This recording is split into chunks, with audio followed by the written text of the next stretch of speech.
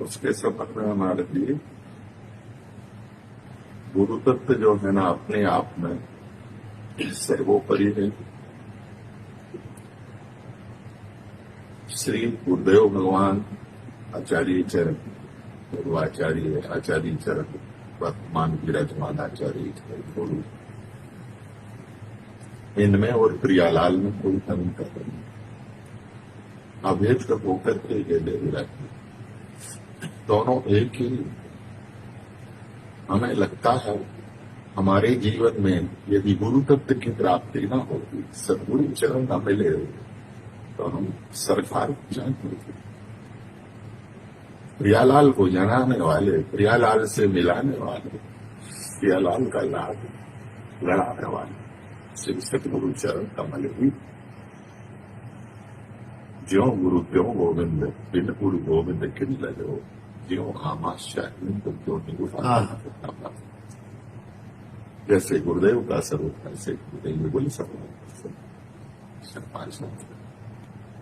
इनमें उनमें अंतर नहीं। बोले जिसने अपने जीवन में गुरुदेव की प्राप्ति नहीं की, गुरुवर उसके जीवन में उसको प्राप्त नहीं किया, तो बोले ठाकुर का मिल जाती। जैसे माउस की रात्रि को चंद्रमा का दर्शन निषेध करे, से गुरु कृपा मोहर के बिना श्री ये बोले सरकार की चरण रज, उनकी सन्निधि, उनकी सेवा, सुख प्राप्त करना केवल केवल सतगुरुदेव भगवान ने अनुग्रह करके जीवों के कल्याण के लिए, जीवों को कृतार्थ करने के लिए अपने जो उनके हृदय कमल में विराजमान निधि है महाराज, उस निधि को ऊंची नित्य विहार की श्री हरदास हाथ से वत साधन से जाचत नावत मात, उस परम निधि जो गुरुजन के हृदय कमल में विराजमान, तो जो उनके आश्रित जन हो जाते हैं उनको अहेतु की कृपा करुणा करके जय जय गुरुदेव ही युगल सरकार रूपी संपत्ति प्रदान कर। तो मूल में देखा जाए तो गुरु कृपा। आचार्य चरण कहते हैं गुरु आज्ञा जिनने करी तिनको अति बड़ भाग। जय जय गुरु आज्ञा जिनने करी तिनको अति बड़ भाग, गुरु आज्ञा ते हरि मिले पावे जुगल सुभाग, पावे जुगल सुभाग। यहां तक सरकार कहा है जेतिक गुरुसो अंतरो। अगर मनुष्य बुद्धि भी अपने गुरु चरण कमल में चली जाए तो बोले उस रस का विकारी वह जीव है। जेतिक गुरुसो अंतरो तेतिक हरिसो होए। अब इससे बड़ा प्रमाण और नहीं क्या हो। जेतिक गुरुसो अंतरो तेतिक हरिसो होए, वेद पुराण और संत जन यह बाकी सब। आचार्य तत्व ही महान है, गुरु तत्व ही महान। बिना इनके कृपा प्रसाद के तो युगल रूपी संपत्ति प्राप्त है। बस ये है निवेदन, ये है प्रार्थना, ये है कि गुरुजन की जो वाणी है उसको आत्मसात बस हृदयस्थ कर ले, और जो गुरुजन मार्ग दिखा रहे उस मार्ग को अपना मार्ग मान करके बस उन्हीं के पद चिन्हों का अनुसरण करते हुए गंतव्य की ओर, श्री जी की ओर बढ़ना। इतना हो गया जीवन में तो युगल के मिलने में कोई कष्ट नहीं। सहज है, सहज। जहां युगल विराजमान है, रसिक दंपत्ति सरदार विराजमान। हाँ, तो एक महाराज जी रस की बड़ी कोमल भाव है। सहचरी जो विराजमान होकर के सामने के श्रृंगार के लिए माला गूंथन का बिल्कुल धारण करना। लालन मन ललचात है सहज प्रिया, लालन मन ललचात है सहज प्रिया। महाराज जी सहचरियों का वह स्वरूप सरकार, प्रेम सहेली के प्रेम को गावत ललन लगा। परस्पर विराजमान है, उनकी चर्चा चलती है।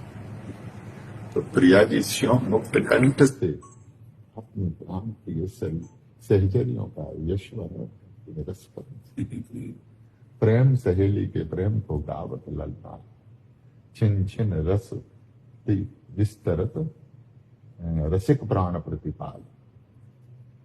तो तात्पर्य कहने का कि जब वो श्री सहचरी विराजमान होकर के स्वामी को कंठमाल तैयार कर रही, हारावली तैयार कर रही, तो ये अंतर भीतर की बात है। प्रिया जी यह बात देख करके सहचरी को कह रही है, अरे सहचरी तू यह गहने को कैसे गोड़ रही, तू बैठी गोहनों बढ़े तेरो कहाँ सया, तू यह हारावली को तैयार करके गूंथन कर रही, काय के लिए कर रही। तो स्वामी की बात सुन के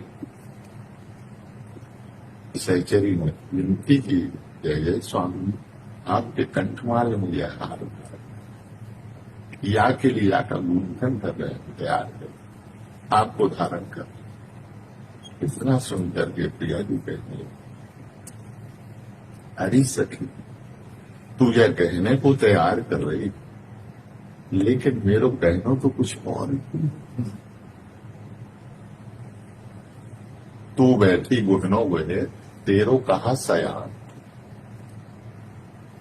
यह सुनकर के सहचरियों ने विनती की, कहेंगे आपको वह कौन सो गहनों है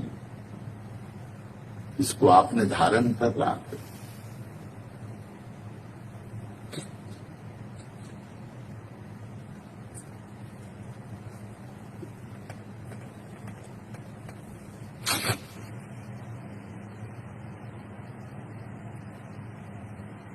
इसके लिए हमारे भी कह रही है, ओ प्रीतम तन मेरे गहनों क्या है, इसके लिए कह रही, ओ प्रीतम तन मन बुद्धि मोह प्रिय मन सा प्राण, ओ प्रीतम तन मन बुद्धि मेरे मन सा प्राण, और तू बैठी गहनों को ये तेरो कहाँ से मेरो गहनों कुछ और है, अंग संग सिंगार मेरो गहनों और है, अंग संग सिंगार नैनन को अंजन यह सुख साल, यह सुख साल। निवेदन करने का तात्पर्य मेरा कि ये है कि जब गुरु चरणाश्रित जीव हो जाता है तो उसको यह कुंज खेल रूपी संपत्ति सहज प्राप्त होती है। यह है गुरु कृपा। भीतर का गहना क्या है, बाहर का गहना क्या है, इस सुख समाज का अधिकारी जीव सहज हो जाता है गुरु कृपा के।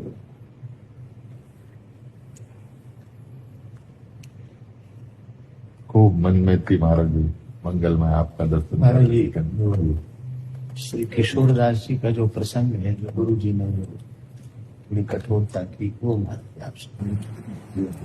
वो महाराज जी बहुत ही अद्भुत प्रसंग है। जैसा आपने भाव व्यक्त किया, गुरुजनों के द्वारा किया गया प्रतिकूल व्यवहार और शिष्य उसको किस रूप में अनुभव करे, इसके श्री स्वामी रसिक देव जी महाराज का बड़ा अद्भुत प्रसंग है। वो वस्तुतः हम सबके लिए अमृत संजीवनी के जैसा है। महाराज जी बोल। महाराज जी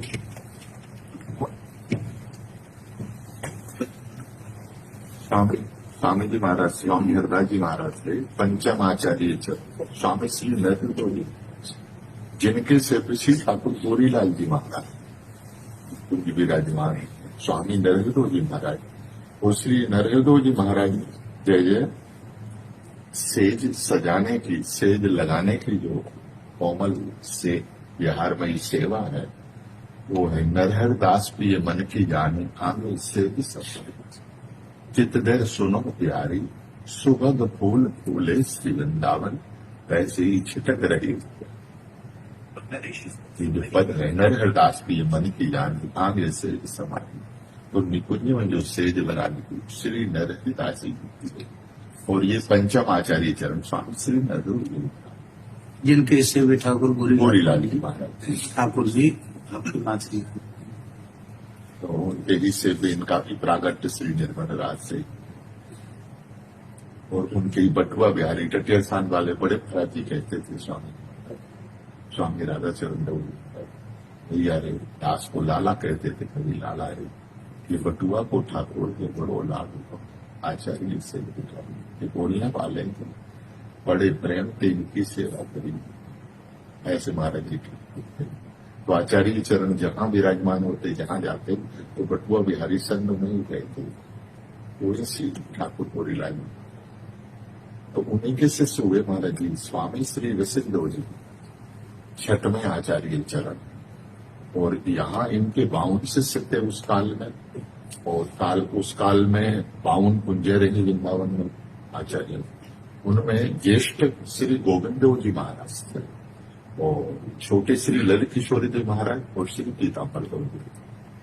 तो श्री गोविंद देव जी महाराज अपने गुरुदेव से श्री ठाकुर गोरीलाल जी मान करके यहाँ जहाँ वर्तमान गोरीलाल कुंज है महाराज जी, आपके चरण नहीं वहां पड़े, अभी ऐसा योग बने। इसी दिन स्वाद थोड़ा अनुकूल पड़े तो दर्शन करने में सहज।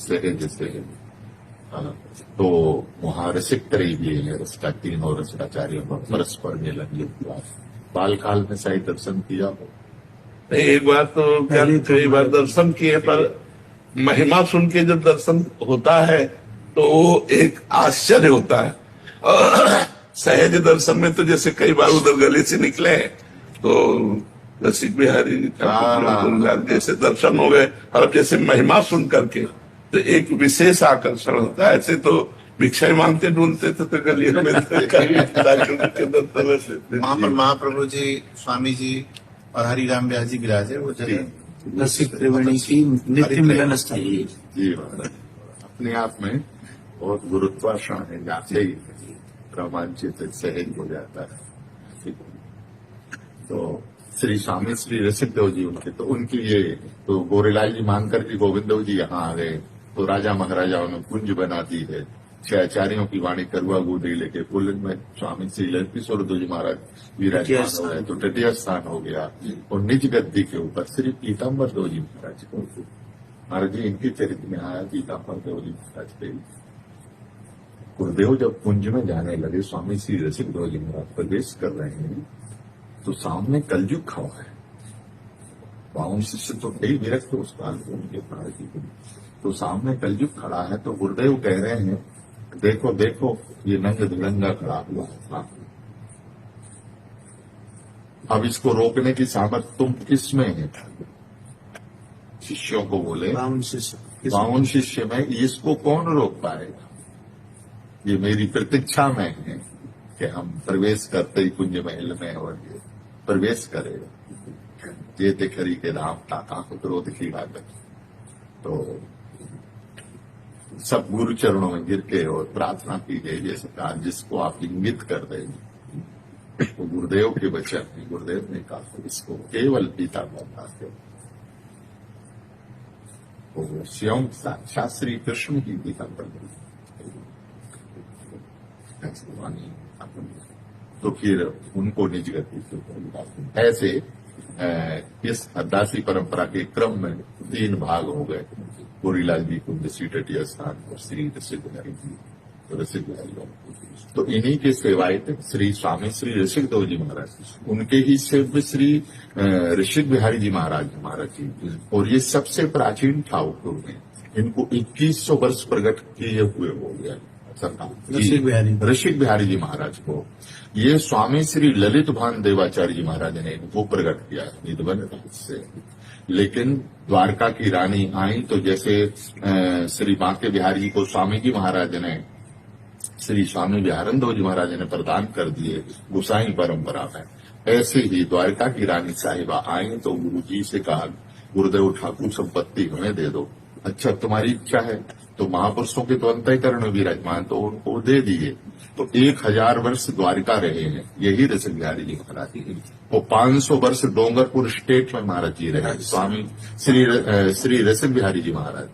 और वाकई बाद में महाराज जी जब वही आचार्य चरण पुनः रसिकदेव जी महाराज के रूप में आए, तो फिर स्वप्न के द्वारा और उनको इंगित करके कि हमें वृंदावन बुलाओ, तो मेरी नाम रखी। तो इनके संबंध में महाराज जी आया कि गुरुदेव ने रसिक देव जी के संबंध में तो परीक्षा ली, श्री रसिक देव जी महाराज की परीक्षा ली। श्री स्वामी नरहर देव जी जो गुरुदेव हैं, उन्होंने अपने शिष्य रसिक देव जी की परीक्षा दी। अब ये प्रसंग बहुत मार्मिक प्रसंग, इतनी कठिन परीक्षा ली महाराज जी कि वर्तमान में तो कोई साधक ऐसा नहीं है जो इतनी कठिन परीक्षा को पार करके श्री जी का लाडला हो जाए।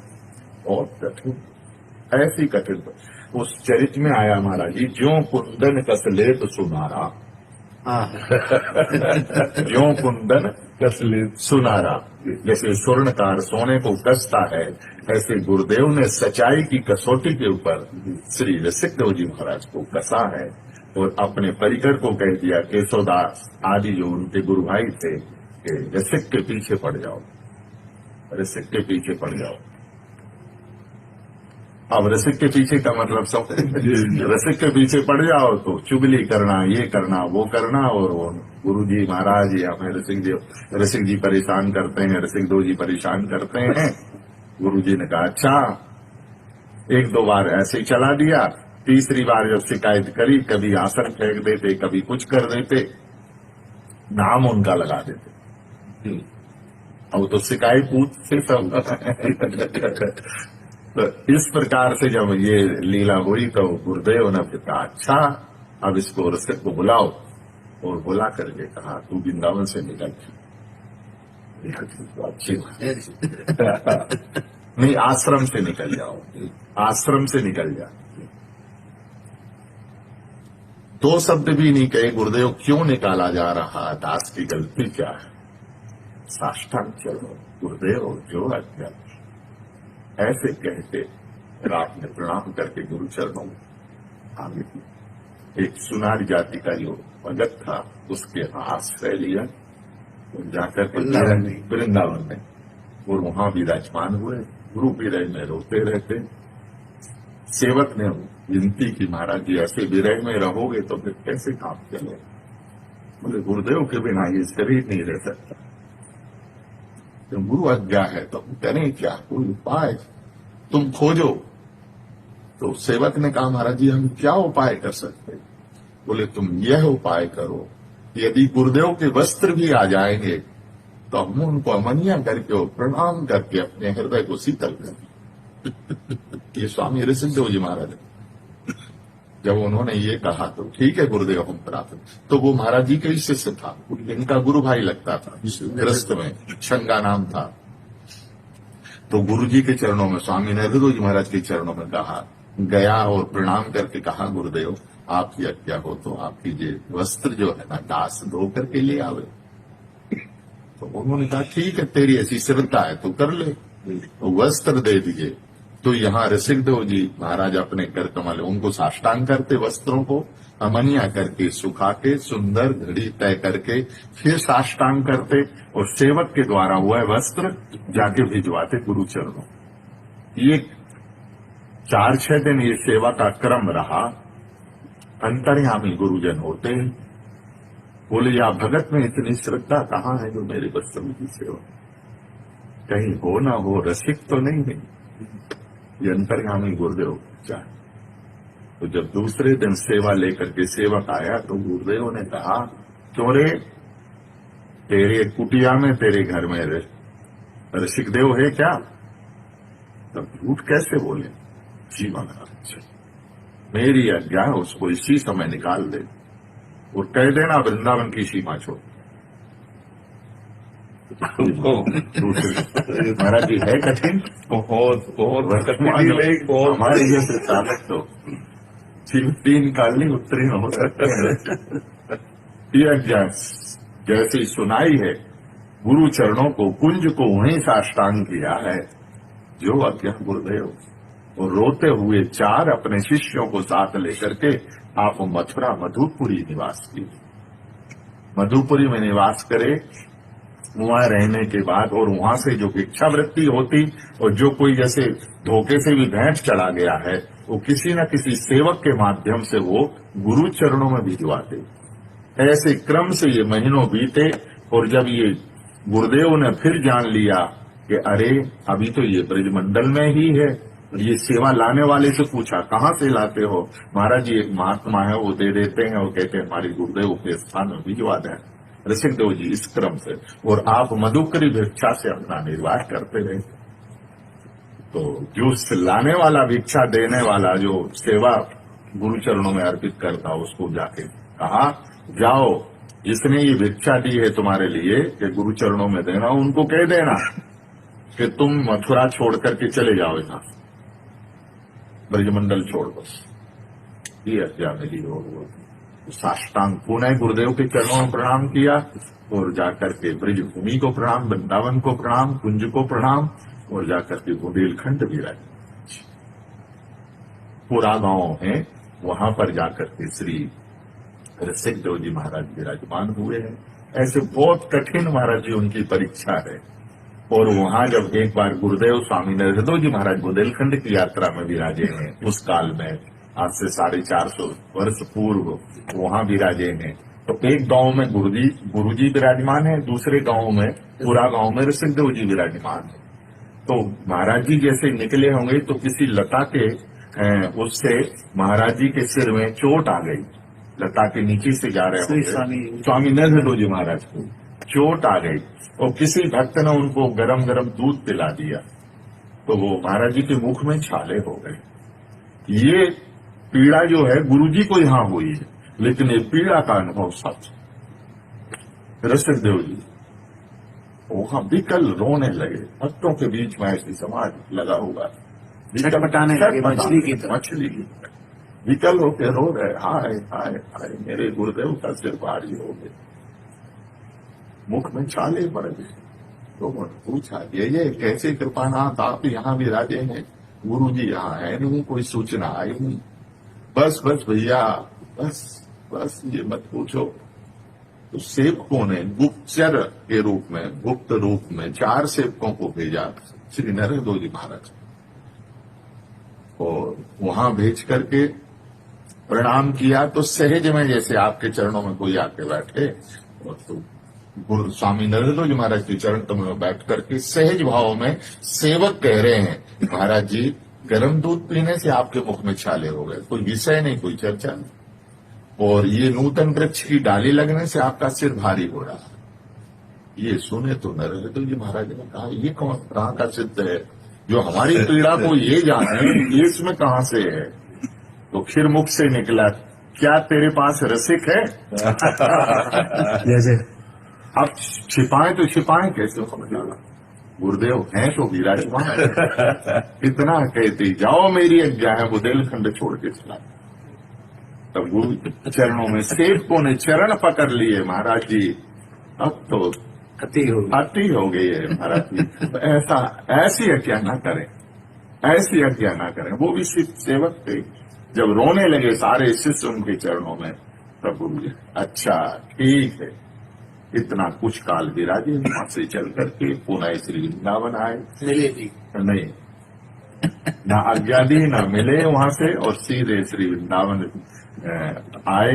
आकर के जो भिक्षा में मिलता था तो आप ब्रजवासी सकल समाज, सभी जातियां, सभी वर्ग, श्री स्वामी नरहृदय जी महाराज और श्री वृंदावन के रसिक संतजन और गौ ब्राह्मण आदि आदि सबकी सेवा कर देते। ये उनको निजमत में बड़ा सुंदर विस्तार से महाराज जी ये चरित्र दिया है। निजमत सिद्धांत में स्वामी श्री किशोरदास जी महाराज ने लिखा है।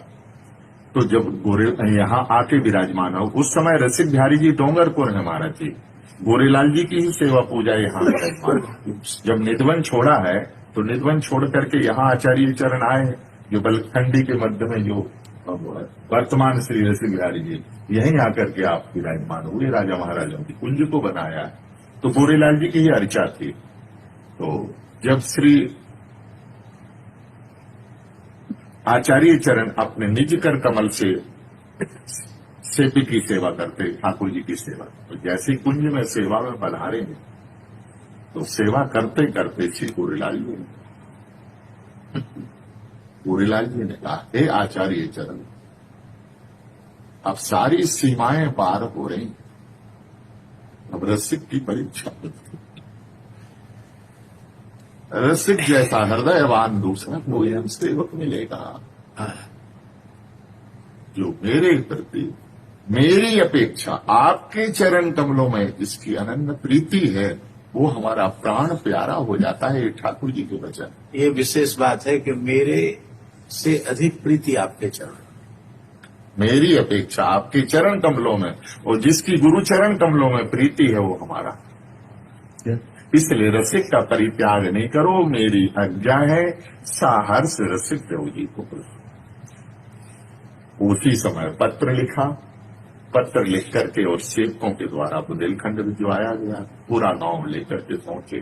यही प्रातः काल की मंगलमयी बेला थी और अभी कुछ ने श्री रसिक देव जी महाराज विराजमान थे। सेवक ने जैसे पत्र दिया कि गुरुदेव ने पत्र भेजा है, तो पत्र को खोला नहीं, पत्र को प्रणाम किया साष्टांग। गुरुदेव का हस्तलिखित पत्र साष्टांग प्रणाम करके हृदय से लगाया और कहा, भैया गुरुदेव ने क्या कहा? तो कहा कि आपको बुलाया। बस 2 शब्द सुने। उसी समय अपने चारों शिष्यों को लिया। जैसे थे वैसी उसी अवस्था में, जिस अवस्था में थे वैसी चल दिए। न किसी की तरफ देखा न बोले, और आकर के श्री गुरुदेव भगवान को कुंज महल में आके, रसिकबिहारी कुंज में आके यहाँ गुरुलाल कुंज में विराजमान हो साष्टांग प्रणाम किया। गुरु जी प्रसन्न हो गए और प्रसन्न होकर के श्री रसिक देव जी को उठाया, अपने हृदय कमल से लगाया है, वरद हस्त रखा है। वरद हस्त रखने के बाद में फिर उन्होंने कहा, यहां कह रहे हैं, सब तोते आछी बनी। मेरी परीक्षा में तुम पास हुए, हे रसिक, तुम पास हुए। सब तोते आछी बने, लेकिन एक करी बुरा आए। एक बात ओछी कर दी, अवज्ञा कर दी। क्या? गुरुजन की शिकायत। सब तोते आछी बनी, एक करी बुराए। हम पे गोरे लाल की दही हिमाप्त पठाए। हम पे गोरे लाल की दही हिमाप्त पठाए। अच्छा, और कोई सिफारिशी नहीं मिला, वही मिले। तो गुरुजी ने ऐसा किया है, जबकि सिद्धू जी इतना सुनते ही साष्टांग फिर चरणों में पड़ गए। उन्हें उठाया है, हृदय से लगाया है, और फिर कालांतर में वही श्री रसिक देव जी गद्दी तो उनके ही काल में श्री ठाकुर श्री रसिक देव जी महाराज डोंगरपुर से जो है ना वर्तमान आकर के रसिक बिहारी कुंज तो बहुत आनंद बता दिया। आपके स्वास्थ्य के संबंध में दूसरे का तो किसी का साथ होता नहीं, क्योंकि आप वस्तुतः स्वस्थ हैं। जहाँ आपके अंतःकरण की स्थिति रहनी चाहिए, वही आपके अंतःकरण की स्थिति है। आप श्री प्रियालाल जी के चरणों में ही स्थित हैं। फिर भी नहीं तो किसी योग्य कोई, पर इतना है, दुख नहीं होने दें। पीड़ा है, दुख नहीं, सब है पर व्यथा नहीं। जब हम एकांत में होते हैं तो वो अपनी तरफ से दुलार करते हैं, हमारी तरफ से कोई साधना नहीं, कोई कुछ नहीं। हरिवंश प्रताप हमारे चित्त को आह्लाद प्रदान करता है, उसी से हम स्वस्थ हैं। वो क्या, और तो सब हालत खराब है, वो क्या स्वस्थ है हरिवंश प्रताप से। आचार्य चरणों का प्रताप, गुरु जी का प्रताप। मन इस शरीर के दुख सुख में रहता ही नहीं। अगर इसमें रहे तो बोलने लायक उठने लायक नहीं महाराज। ना भोजन में रुचि, प्यास लगती, पानी मना है, पूरे शरीर में टूटन होती रहती है। रोज डायलिसिस होता है, कभी 1 आध दिन के लिए फुर्सत हो जाती है, और विविध प्रकार की पीड़ाएं, उल्टी होना, विविध प्रकार। पर हर समय अब जैसे उल्टी हो रही तो एक तरफ उल्टी हो रही, पीड़ा हो रही, परेशानी हो, और एक तरफ अंदर से आनंद वो दे रहे हैं और इसी से जी पा रहे हैं, उन्हीं के आनंद से जी पा रहे हैं। और दूसरा सबसे बड़ा आनंद कि हमें संत महापुरुषों का दुलार प्राप्त हो रहा।